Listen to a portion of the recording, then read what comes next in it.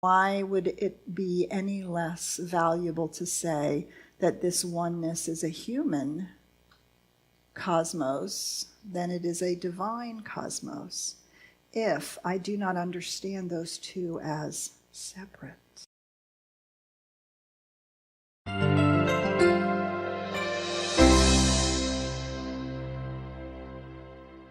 God is. Where I am, God is. Yeah, and so that's our whole topic for the month and our topic for today, the Christ consciousness, the cosmic self. And you know, we're using this fabulous book, You Are the Universe. It's especially for those science nerds. It's really fabulous. I'm really loving it. I don't necessarily go every place that he goes with his argument and his thought process, but it is, hang on. It is certainly fabulous, and I'm losing my little box back here. And it's going to fall here in a second, so let me just put this in my pocket. There we go. So he's really trying to come from the scientific point of view, and the mystics have come from the spiritual point of view, to this notion that we are walking around with God, as the wholeness, as the oneness, as that one infinite reality. And of course, the minute we use the word God to say that, we feel like that's blasphemy, and we have a lot of issues, because usually when we use the word God, we have all of the old associations with that. It's really fascinating the way Ernest Holmes has tried to work with this, and the way Deepak Chopra is working with this in this book, to help us perhaps not become hung up with this idea about God, but to really, really understand that we're talking about a oneness, an infinite oneness. So he says something way back here in the back of the book that just made me so happy, because it's something I've been saying for years, and I love it when what I know to be true, I read in somebody else's book. I love that. I feel all corroborated. Here, a new term will be useful. Monism. Monism. Derived from the Greek monos, which means one, alone, or unique. Monism is the alternative to dualism. Monism.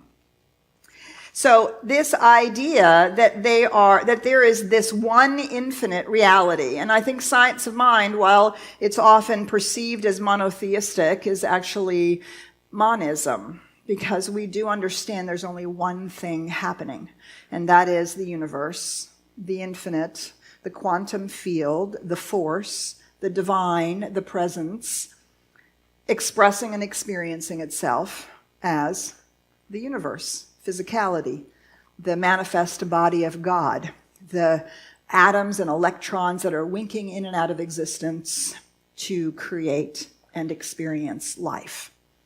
And so this idea is something that we're exploring this month. And what does that mean for us? To really understand that we're not only walking around with God, but we're walking around as God, as us. And sometimes this is, we have to maybe disassociate ourselves with some of the old ideas. So in this book, he actually talks about a meeting between Einstein and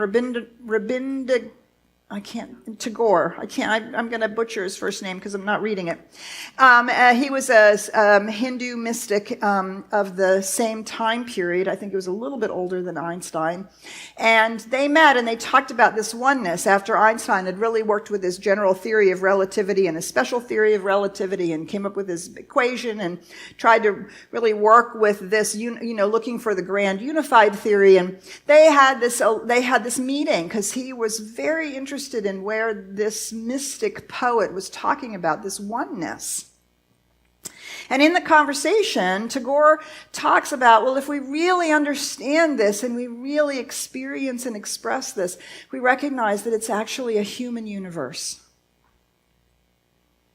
It's actually a human universe because All of this we experience and express. And I went, wait a minute, what do you mean? I thought it was a divine universe. Oh, I don't know if I like that idea. And there I was, hoist up on the belief in separation. Why would it be any less valuable to say that this oneness is a human cosmos than it is a divine cosmos, if I do not understand those two as separate?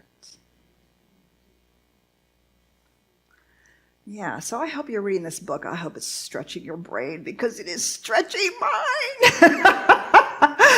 So this idea, right? So whether we say, so part of it has to do with where we're standing, right? If I'm standing in my human individualized self looking at the divine over there, and I'm one with it, is a slightly different place than when I say I am actually the divine infinite reality of the universe expressing as an individual, as a human being. But I'm still standing over here, right? And I'm standing over here, when in fact we're standing in both places at the same time. One foot in either realm, the both and, the fabulous both and paradox. So I'm having a blast with all this, because the book we're reading, plus the Roots class, plus the Science of Mind Ernest Holmes class that I'm teaching, plus the Sunday morning class, and what we're reading, all are coming together in this amazing way, reminding us of this truth. So, fasten your seatbelts. You're going to get a small portion of Thomas Troward, Hinduism, and Science of Mind in a very short period of time. All right, so here we go. So we have this idea of spirit and matter, right? And we could particularly like to say living spirit, dead matter, animate, inanimate. And the idea is that somehow our prayers and our spiritual work is to bridge the gap between the two.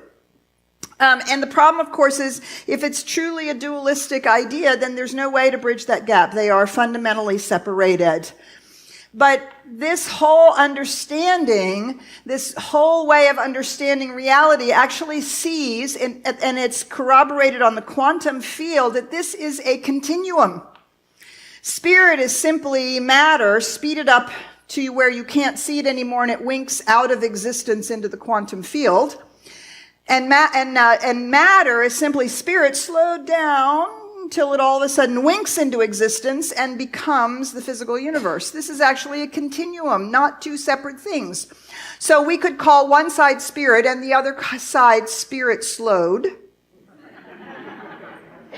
Or we could call one side matter and the other side matter fast. Do you see?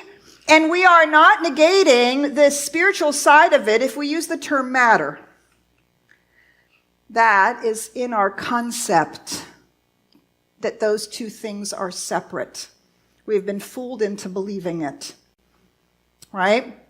And so this continuum starts with the Big Bang, and then of course we have the antimatter and matter. They have this big thing that happens, and good enough. There's just a little more matter than there is antimatter. They don't completely dissolve back into nothingness, and things start to happen, and elements are formed, and helium, and then light, and then we have what are considered the building blocks of the universe: light and subatomic particles. The elements, minerals, rocks. We call this sort of the inanimate end of the scale. And, of course, over time and evolution, then that began some mysterious thing happened, which they still haven't been able to recreate in the laboratory, and life showed up.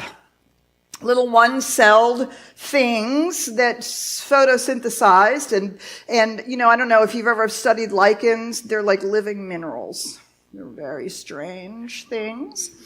Lichens, moss, plants, all these little one-celled creatures, all the way to plants. And then, of course, we recognize that over time we have the animal kingdom emerge: the invertebrates, the fish, the fowl, the animals, the mammals, and everything that moves and creeps and crawls and flies and swims. And And at some point, human beings emerged in this evolutionary trajectory. And Homo sapien is where we are currently in the evolution of the human species. Homo sapien, that which knows itself as a self. And if it's a continuum, it's interesting to think about, right? And so one of the ways that these different elements are expressed, if we really understand that this is a continuum, is to look at the way this physicality moves, that one spirit has slowed down into matter. And so, that's out of place. It's supposed to come last. So, Ernest Holmes calls it intelligence. Deepak Chopra calls it consciousness. Thomas Troward calls it intelligence. We would today call it consciousness, that this is the continuum of consciousness. So consciousness in this one end, which we call inanimate matter, right in there, consciousness has no controlled movement. It can't, the rocks don't decide to move themselves, do they? Right? They get moved by the wind and the waves and things are happening. Even the flames of a fire don't move by themselves. They move because they're burning the wood. And so this aspect of matter has no controlled movement. Plants, on the other hand, they do actually move, right? They follow the sun. They respond to each other in some form or fashion, but they don't actually pick up their roots and walk down the street, do they?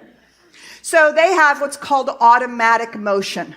They're not actually choosing to move as we understand choice. They're responding to the environment. We call that automatic movement.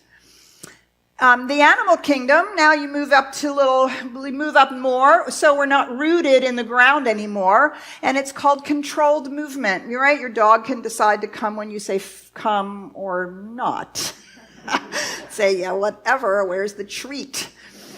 And so in the animal kingdom, we have what's called controlled movement. There is a sense where there are choices being made, and there I want to go make my den here. I'm going to go follow, that prey there. But something is missing in all of these, and that is that in all of these, there's no sense of the movement, that something is aware, self-aware of moving. It's just moving. And so in the human being, the thing that Deepak Chopra says, that Thomas Troward says, that the Hindus said 5,000 years ago, is that consciousness awakens in the human being. So we not only have automatic movement, which is all the ways in which our bodies work and instinctively we respond to things. We also have controlled movement. We have choice, and we have the ability to make choices and decide things. But most importantly, we can notice these things. And we can see what we are doing, assuming we're paying attention. We can see what we're doing. We can see what's going on. And the idea here is that the entire trajectory of evolution the purpose of evolution is for the universe to become so that it can wake up and see itself. So I was playing around with this on those little question marks, and I thought, well, this is all about movement. And now we're self-aware and we can see. I went backwards. I thought, well, this must be movement by thought. Don't you think? Yeah. Right? And we can see how it then, because it's a continuum of consciousness. And we want to say, oh, there's rocks over there and plants over there and us over here and God over there. But if it's a continuum of consciousness, the idea here is that it's actually all one. And so we could as easily say everything is the divine universe, or we could say it's all human. This is the human universe. Personally, I like to say this is the conscious universe. And that consciousness is not only that which is impelling into the created universe, but then is actually the created universe itself in expression. Spirit and matter, consciousness, all one. One thing happening. One thing happening. And so rather than imagining some being in the sky, right, that which is what theism means. Theism means there's a being. Polytheism means many beings that are gods. Theism, one, monotheism, one being that is a god. When monism, well, it's just all the same. It's all the one infinite power and presence. And we can either stand on our human side and look at spirit and look at the divine and feel very far away from it, or we can intellectually stand in the divine side and say, well, that human thing, I don't know, it's not so good. We've got the ego, we've got all those issues, we've got false beliefs. Yeah, not liking that part so much. But do you see, in the cosmic self, there is a recognition that our life is the expression of the individualized being that we are, the universe showing up as us, as an individual, getting to see itself, getting to be itself, getting to play in the Play-Doh of life and know that it is doing so. Now, I don't know about you, but like right about there, my brain goes on tilt. What? I don't really get that part. I don't really know how that works. And I don't know about you, but I do not necessarily walk around every day feeling like the universe. Right? Sometimes I feel very much in my whatever I'm in. And we can play with this intellectually and be with it intellectually and kind of work with it. The problem is that there is a point where we start imagining this both and infinite individual reality, and our brains just go on tilt because we are actually using our limited understanding to try to figure it out. And so, along with the mystics of the ages, the philosophers, the saints, the musicians, the artists, the New Thought people, and the scientists who are exploring this, right? We have to experience it. At some point, we go to that place where the intellectual idea of it is so compelling that we're willing to do what it takes to experience it. And the only way to experience it is to actually set aside that very limited mind that actually can't contain it, that can't actually fully understand it. And so Ernest Holmes says it, Deepak will say it, all the people we read will say it, we teach it. There's one place where this starts, and where we experience that, and where we experience that universal, and that is in the silence, in the stillness. So now Petra's going to get on her little soapbox right now. I'm forewarning you, my little soapbox, my little meditation soapbox. I believe that half of what we say, maybe even more than half, maybe up to 90% of what we say is meditation, and that what we're doing is meditation is not actually meditation at all. It's relaxation, it's contemplation, it's flights of transpersonal experiences, it's psychic phenomena, it's guided visualizations, it's all kinds of things. But it's not meditation, because meditation takes us to the stillness. And there's one way, and one way only, that we get to the stillness, and that is in the silence. So I was very classically trained in meditation. I was trained to sit, to breathe, to notice my posture, to work, to be alert and awake. I was not allowed to lean back or find a relaxed state, because meditation isn't for relaxation. Meditation is for awakening. And then we sat in silence. And it was boring as hell. It's like, oh God, I can't believe I'm sitting here. I'm still sitting here day after day, week after week. I'm still sitting here. And people they're seeing colors, and they're having all these flights of experiences, and they're drifting off into the universe. And I'm like, okay, I'm sitting here paying attention to my breath. Okay, I'm sitting here. months and months of sitting here. And then I noticed, well, the truth is, and I wasn't actually just sitting there. What I was actually doing was sitting there, and I was thinking about things, what I needed to do tomorrow, that person I had a conversation with, and I redid the whole conversation in my mind. I made lists of things and I said, oh, look, I'm meditating. The universe the intuition is telling me things.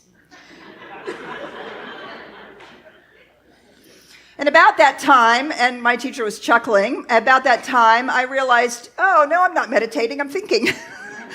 And I'm completely obsessed and absorbed with my thinking. And what happened in that moment? We become aware of our thinking. And in that moment, we are no longer our thinking, and we step back. In all the traditions, it's called the witness, the observer. And it is in that moment that we begin to see our thinking, and we begin to see our itch and our uncomfort and all the stuff that we do to get away from the silence, that awareness becomes revealed to us. The ground of awareness in which all of these things are happening begin to become revealed to us. But it can only be revealed to us if we are sitting in silence. If we are not using guided imagery, guided visualizations, please stop using music for your meditations. All of that interferes with this availability that we have to notice what is actually going on. And when awareness begins to reveal itself, and we begin to experience that field of consciousness, we begin to touch the center that Augustine says is everywhere. The whole of the one, which is center is everywhere and whose circumference is nowhere. Because what happens is that we begin to start expanding. From that place of awareness, we begin to start expanding, and we start looking for the edges of that awareness. And we start looking for the God, for the divine experience. And if we are willing to sit in silence long enough, what will happen is nothing.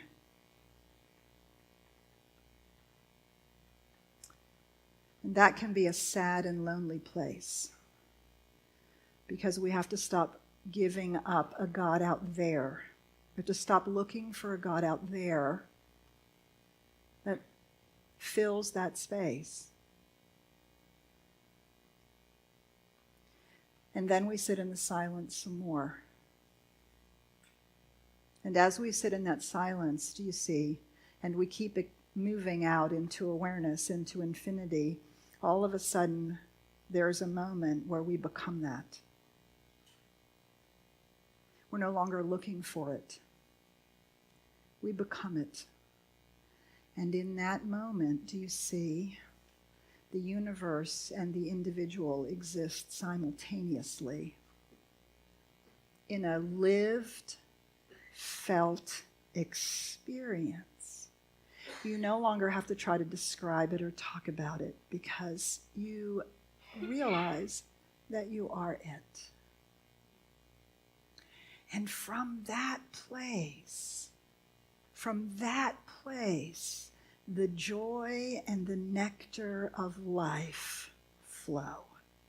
From that place, the welling up of love and joy is so palpable, because we are now experiencing the truth of who we are.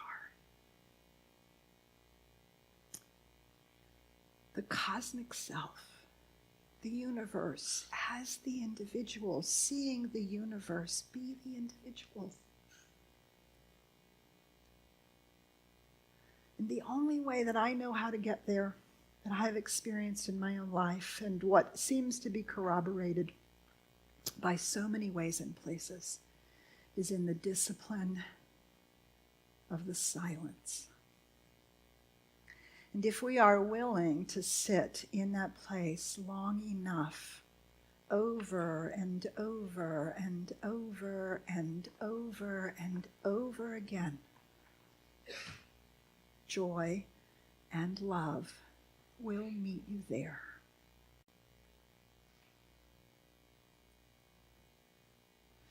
And then we stop looking for the Christ consciousness or the cosmic self, because that is who we are. And so we seek to have these experiences together. Sunday morning, we have a meditation at 9 o'clock. If you come to the Wednesday night, many of you do, you all know, we meditate for 25 minutes in silence. And when you first start coming, it's excruciating. Just keep coming back. Just keep coming back. That silence is so important, because at some point we want to move beyond the thinking about it into the experience. We have a meditation retreat coming up on whatever day it is, sometime next week, I think it is, this next Saturday. Timothy Zoll, who's a master meditator, is going to spend a whole day with you guys in this experience. And I cannot urge you strongly enough to take advantage of the meditation experiences that we make available to you, to tap that inner space, because I promise you that after the boredom and after the frustration and after the nothing and after the loneliness is something so amazing. It changes everything. And so it is.